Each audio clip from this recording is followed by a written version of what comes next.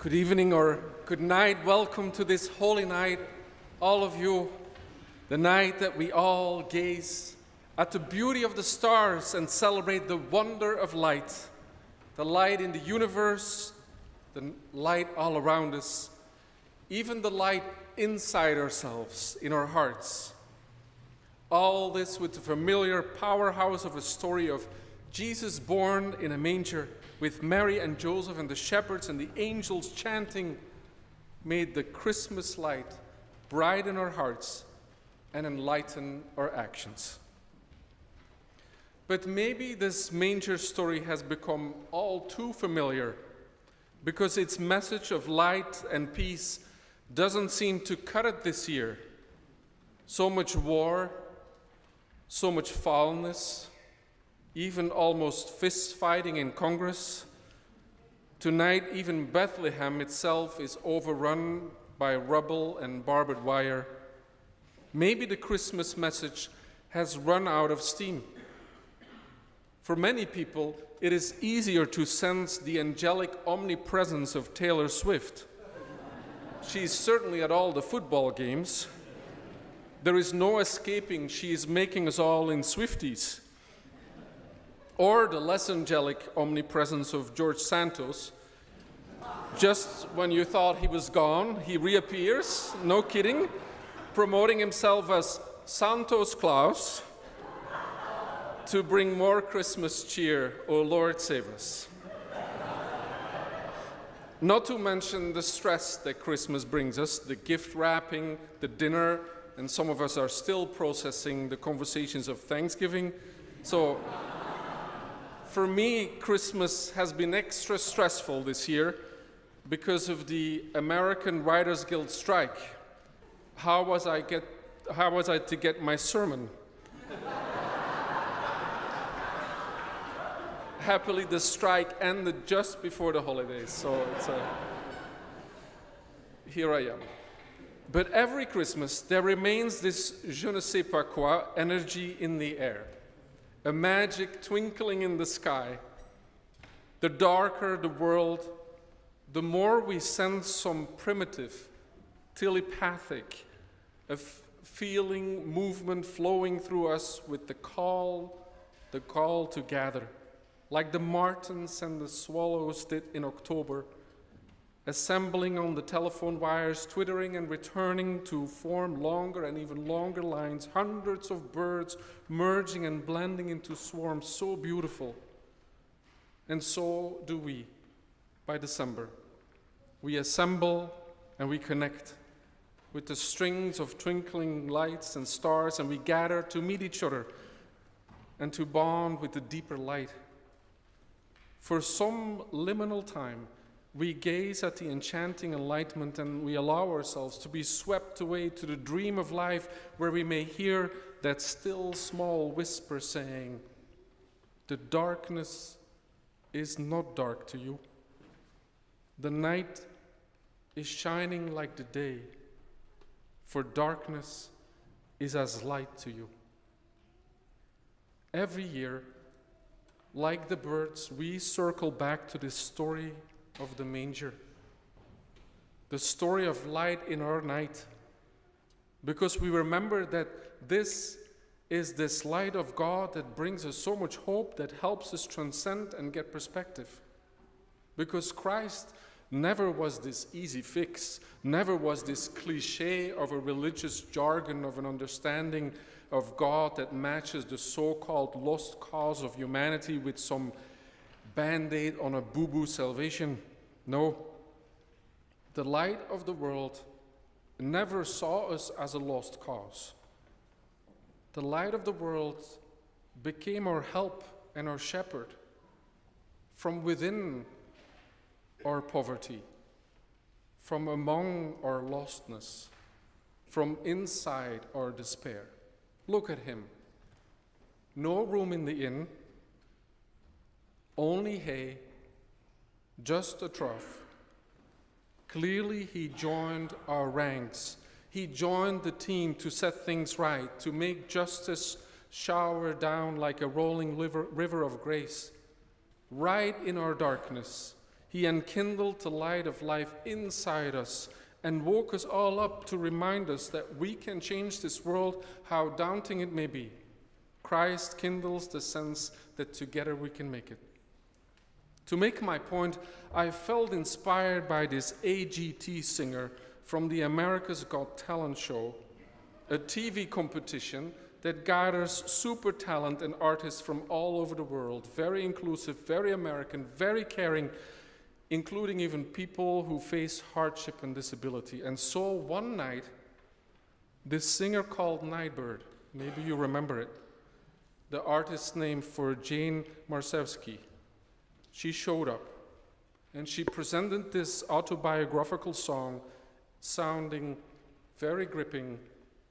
She sung as a refrain, "It's okay, it's okay, it's okay, we're all a little lost and it's all right." Her words may have sounded trite, but it was so heartfelt because it expressed her fight with cancer. Her testimony afterwards was so inspiring. She said, "Doctors told me I only have 2% chance of survival. But here is the thing," she said, 2% is not 0%. And while I have life in me, I want to live the life I have, even if it's only 2%. Even if I have only 2% of life. Yes, this year's night is a night of war, too much war, of climate storms. You have no excuse anymore not to come to church for black ice or snow, or it's too warm, it's too warm. There is our democracy moaning as if in wait of a hip replacement. We all may feel a little bit lost, but that's okay. And tonight may not feel like we have much time left, but correct me if I'm wrong. If I look around here at church, in this church, I feel like we still have 2% of life among us, maybe much more. And correct me if I'm wrong, but I feel that we, humanity, can still fight for every second and every inch that we have left in us, like a football team. Either we're going to crumble or we're going to heal as a team, inch by inch, play by play, 1% by 1%. So looking at the darkness of tonight, we either feel pinned down in resignation and acceptance of this constant message of American decay or collapse, and we can keep staring at the violence simmering beneath the waterline of our culture, or we can see that beam of light that keeps whispering hope and saying, darkness is not dark to us. You see, even if we have only 1% of life, that is that beam of light. And together, we can let that shine. So, look around, especially here in New Haven, all over town. In our own city, we see the slogan on almost every other building, Lux et Veritas. Actually, more often in Hebrew, Orim v'Torim, Tumim, enlightening and becoming alive. In short, light and life.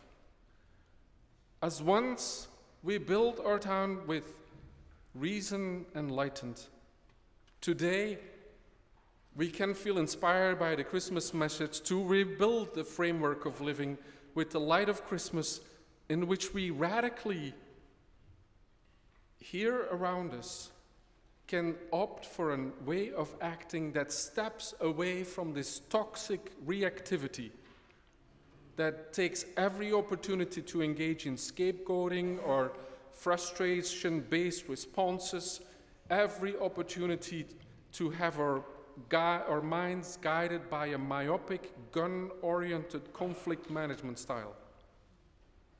Or we can give our community a taste of what it means to base every action in the energy that has been soaking in loving kindness, in the joy of life, drenched in the tenderness of the manger, giving this angry world a therapeutic healing response. 1% at a time, one frustration at a time, one spark of anger at a time. Enlightened agency. I feel that we can do this. So may the rest of tonight here in this church be a manger experience for you, with the light of Christ erupting in your heart. I know that what follows is this thing that we call communion, and it may feel like unfamiliar practice, but it's very Christmassy because all the manger parts are here. No Santos Claus, no Swiftification, but the starry lights, the angel choirs and fantastic choirs here. Christ delight, food for our souls, and an experience that in God's house there is a seat for everyone at God's table. So take the rest of this night as time at the manger in Bethlehem, as a time to let the light of love grow your heart, to let the light of peace grow your actions in this militancy of goodness, and that the light of life may expand in all your bones and in your whole being. May this be a Merry Christmas that creates an activism of light and life. Amen.